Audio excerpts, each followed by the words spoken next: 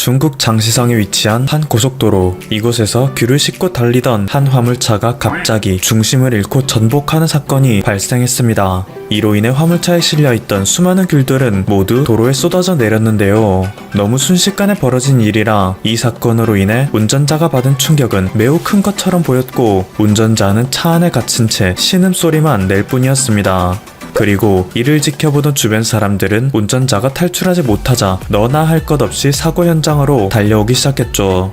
아무래도 자력으로 차에서 빠져나오지 못하는 운전자와 조수석에서 정신을 잃었던 그의 조카를 구하러 오는 것처럼 보였는데요. 한 가지 이상한 점이 있었습니다. 그들의 손에는 공통적으로 들려있는 물건이 있었던 거죠.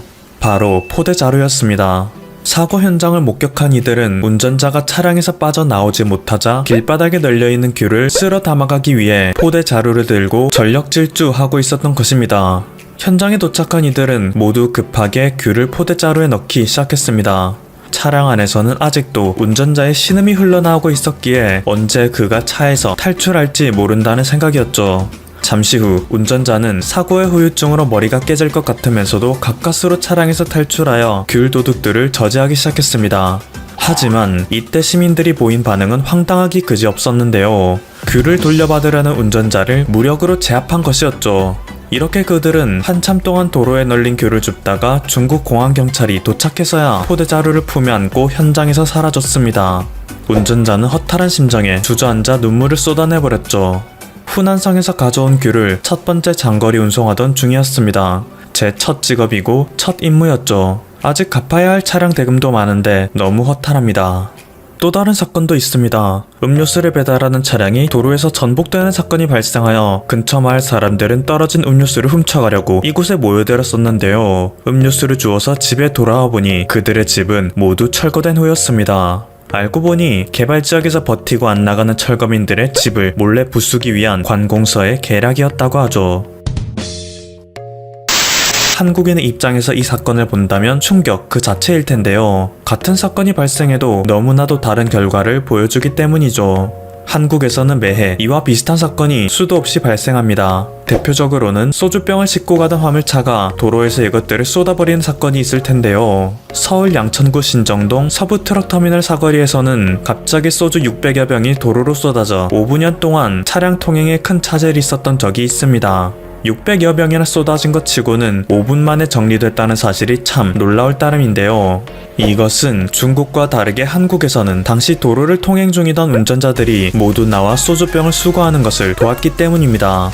인터뷰에 응한 운전자들은 소주병 때문에 도로가 막혀 통행에 차질이 생겼으니까요. 모두가 함께 도우면 조금이라도 빨리 정체가 해소되지 않을까라는 생각에 차문을 열고 나갔습니다. 라고 답했는데요. 물론 자신의 이익을 위해서 남을 도운 것이지만 앞선 중국의 사례와 비교할 때 확연히 다른 반응이란 것을 알 수 있죠. 게다가 구글에서 도로 소주병이라는 키워드로 검색만 해봐도 유사 사건은 수도 없이 나와 타인에게 어려움이 생겼을 때 그것을 돕는 것은 한국에서 흔한 일이라 할 수 있습니다. 다음 소개해드릴 사연도 앞선 사례와 크게 다르지 않습니다. 최근 제주지방경찰청에서 발표한 바에 따르면 제주 동부경찰서 아라파출소에서 사회복무요원으로 근무 중이던 정재현, 송희재 씨는 함께 길을 걸어가던 중 길가에서 1000만원권 수표 한 장과 현금 20만원을 주었었는데요. 상당히 큰 금액이라 자신이 가지고 싶었을 법한데도 그들은 즉시 인근 파출소에 가 이를 경찰관에게 넘겼습니다. 그리고 잠시 후 아라동의 주민인 62세 원보결 씨도 1000만원권 수표 한 장과 현금 31만원을 주었다며 경찰관에게 이를 신고하러 왔었는데요.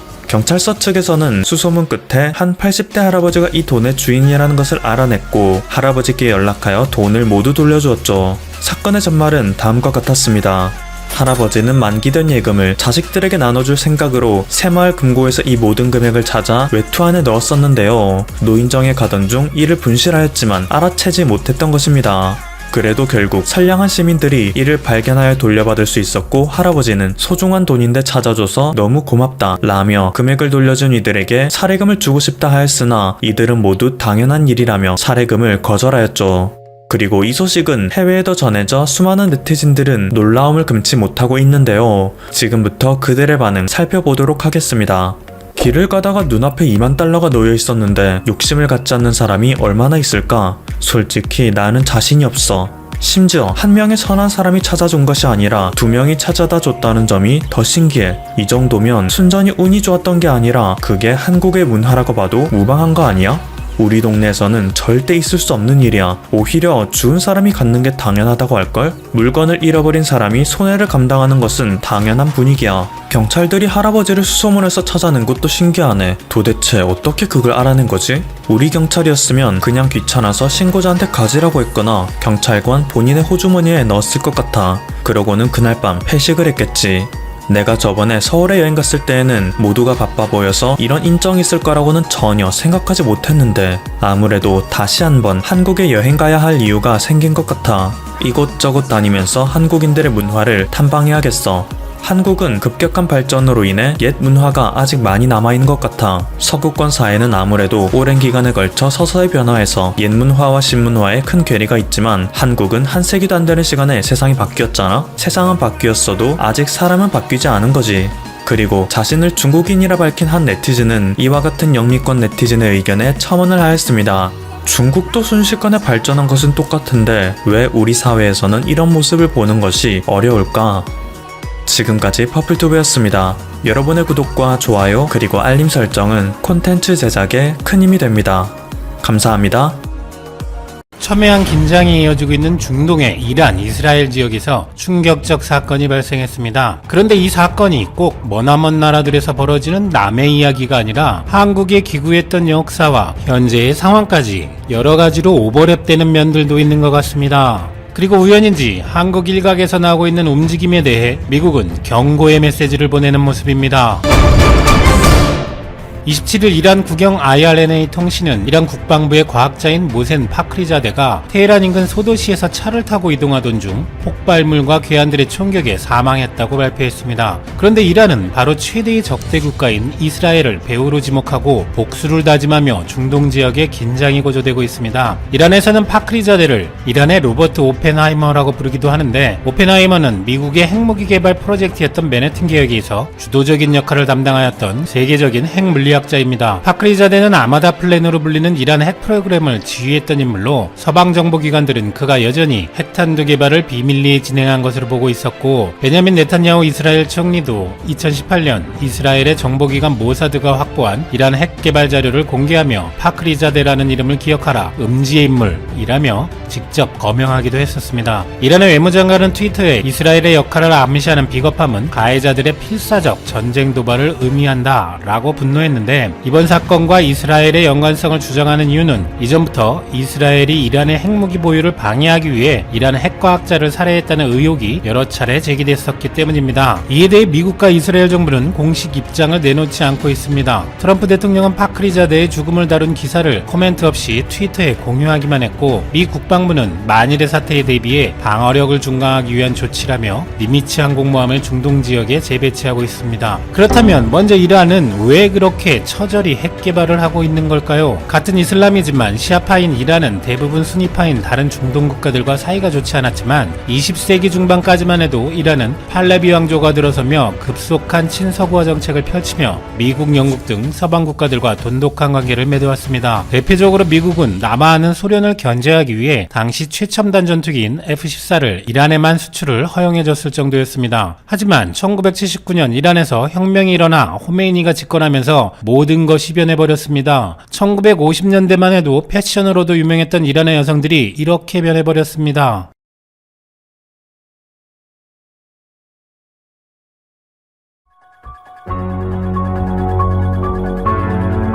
반미, 반서방 국가가 되어 서방과의 협력이 단절되었고, 미국, 영국, 프랑스 등 서방과 중동 국가들의 지원을 받은 사담 후세인의 이라크가 공격해와 이란-이라크 전쟁이 발발합니다. 사실 이란의 전력이나 국력은 이라크에 비해 상당히 우세했지만 여러 나라의 지원을 받은 이라크군에 선빵을 맞고 고전을 하다가 호메이니가 이제 너희들이 한번 쳐맞아봐라 하는 순간 유엔과 소련, 미국 등의 요구로 반강제적인 정전협정을 맺게 됩니다. 사실상 전 세계가 이라크 편을 들어준 것에 대해 호메이니는 분을 참 참지 못하고 1989년 병사했고 호메이니의 유언에 따라 국제사회에서 이란의 친구는 없다라며 고립 상황을 돌파하기 위해 핵 개발에 몰두하게 된 것입니다. 이렇게 중동 국가들끼리 사이도 안 좋고 또 철천지 원수인 이스라엘까지 언제 터질지 모르는 동네에서 이란이 핵 개발을 하고 있으니 미국, 영국, 프랑스, 중국, 러시아 등은 2015년 오바마 정부 당시 이란을 압박하고 핵 개발을 중단하는 대가로 이란에 대한 경제 제재를 해제한다는 협정을 맺었었습니다. 그런데 얼마 후 이 사람이 나타나서 이 협정만으론 이란의 핵 위협을 완전히 제거할 수 없다며 새로운 핵협정 체결을 요구했고, 당연히 이란은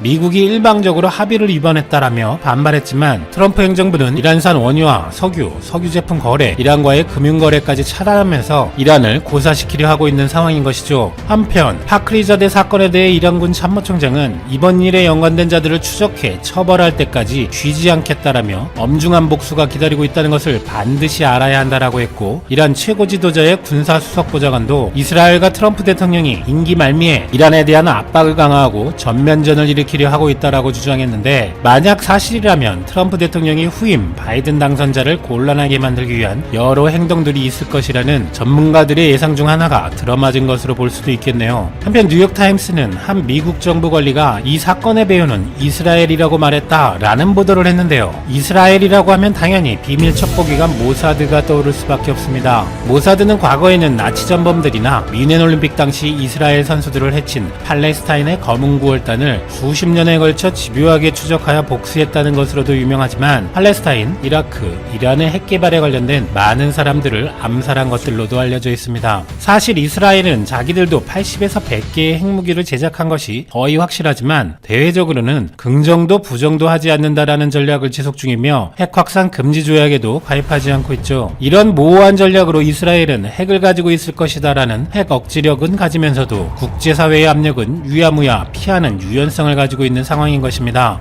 그런데 1980년 한 이스라엘의 핵과학자가 이스라엘이 사실은 핵무기를 가지고 있다고 폭로하려 했다가 영국에서 납치되어 18년형을 받았고, 이 폭로가 사실임을 확인하고 도와주려던 영국 언론 재벌 로버트 맥스웰은 여객선에서 의문의 실족사를 당하게 되는데, 이 또한 모사드가 벌인 일이라는 말이 있습니다. 이런 핵 개발과 관련된 사람들의 사고 이야기들을 보자면 우리도 떠오르는 사람들이 있을 것입니다. 한국인으로서 가장 노벨상에 근접했었다고 평가받는 물리학자 이휘소 박사는 42세의 젊은 나이에 미국에서 유조차가 덮치는 사고로 유명을 달리했는데, 일부 소설들에서 미국이 한국의 핵 개발을 저지하기 위해 그런 일을 벌인 것이라는 묘사를 하여 이휘소 박사는 한국에서 더 유명해지기도 했었습니다. 또 박정희 전 대통령 암살 사건도 CIA와 모종의 연관이 있다는 설도 종종 회자되는데, 11.6 사건이 없었다면 1981년 10월 1일 박정희가 국군의 날 기념식에서 국내외의 핵무기를 전격 공개하고 핵보유국임을 천명하려 했다는 것입니다. 실제 1975년 박 전 대통령은 우리도 핵무기 개발 능력을 갖추고는 있지만 개발하지는 않고 있다. 만약 미국의 핵우산이 철회된다면 우리는 스스로를 지키기 위해 핵무기의 개발에 착수할 수밖에 없다라고 워싱턴 포스트와의 인터뷰에서 밝힌 바도 있었고, 당시 핵을 개발하던 것은 사실이기도 했습니다. 7, 80년대에는 한국군이 북한을 압도한다고 하기 어려웠고 실제로 미군 철수 움직임도 종종 있었기 때문에 핵무기가 있었으면 좋겠다는 생각은 당연히 들 수 있는 생각이었을 것입니다. 한편 이번에 사망한 이란 핵무기 총책임자인 파크리자대를 포함한 이란 핵과학자들이 북한의 3차 핵실험을 창간한 것으로 알려졌다라는 보도도 있었고, 이란과 북한이 핵 개발에 서로 커넥션이 있다는 이야기도 많습니다. 그런데 최근 우리나라에서는 이런 북한의 핵 위협에 대응하기 위해 핵잠수함 도입 분위기도 조성되고 있고, 최근의 설문조사 결과 한국인의 48.2%는 독자 핵무기 개발을 지지한다. 또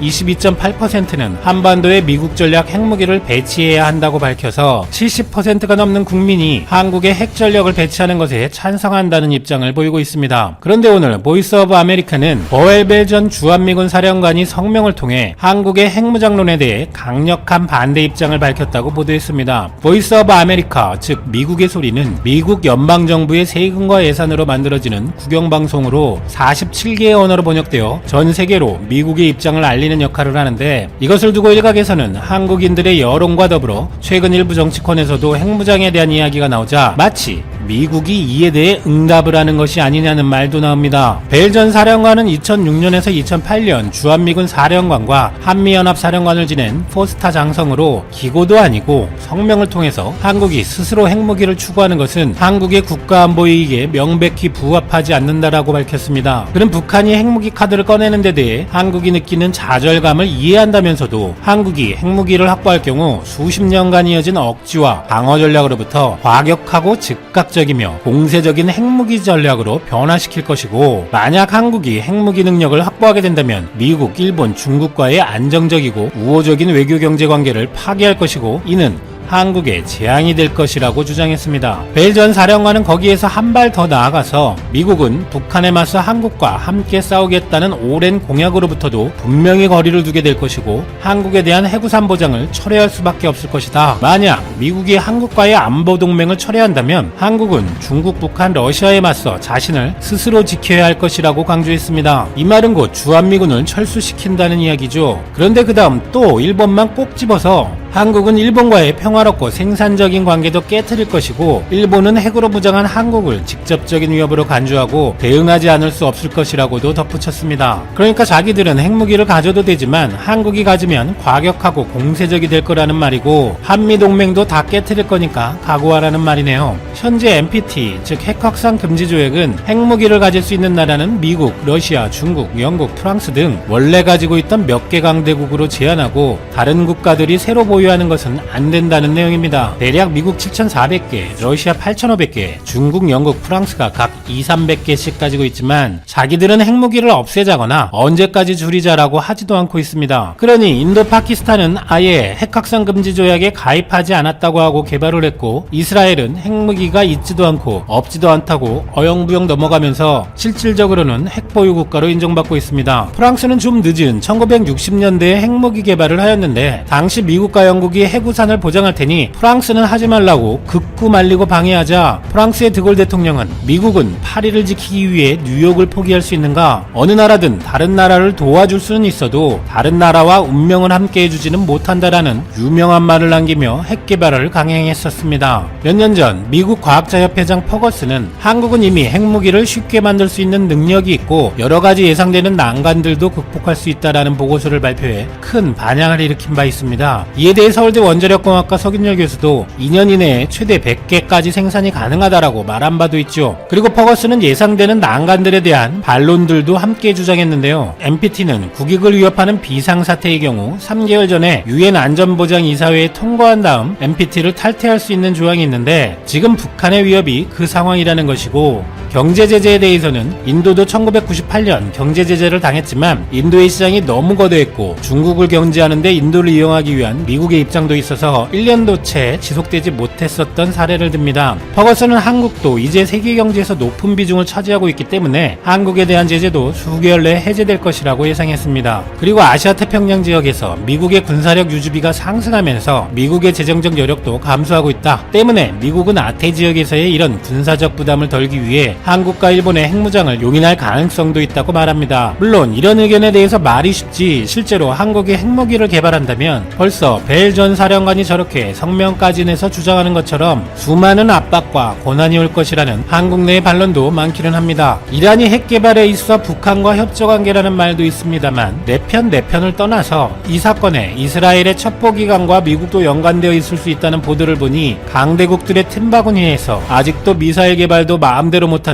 한국의 현실도 떠올라 씁쓸한 기분이 듭니다. 드골처럼 압박을 이겨낼 강력한 의지가 있든지 이스라엘처럼 비밀리에 실행을 하고 어영부영하는 전략도 좋을 것 같기도 한데 여러분들의 의견은 어떠신가요?